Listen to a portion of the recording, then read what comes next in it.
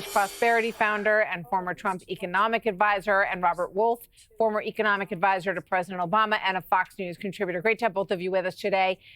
So your headline take on where we are, given the things that we just laid out. Steve, you start.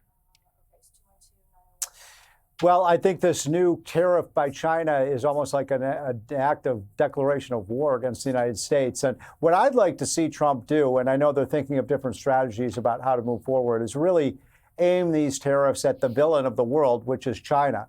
And maybe it might be time for pausing some of the tariffs against Europe and Canada. And look, I think Trump has a case that these countries do have a lot higher tariffs than we do, and it is not a level playing field. But right now, it looks like the whole world has to really go after China right now. And I'd like to see maybe a temporary pause on the tariffs on the rest of the world, and really getting tough with China. China, I was just listening to the interview you guys did with Stephen Miller, and Stephen Miller's right. China can't survive. Their economy can't survive if they can't trade with the United States. So maybe it's time to put pressure on them.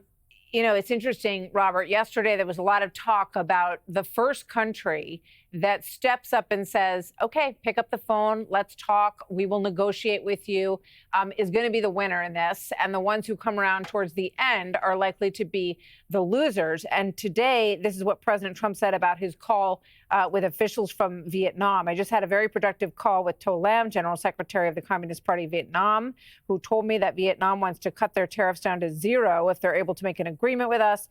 I thanked him. I look forward to a meeting in the near future. Robert, your thoughts?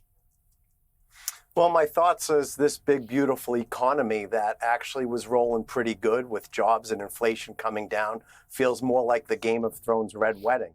I mean, it is not going well. This is being executed poorly. His economic advisors are being intellectually dishonest. Trade wars are bad.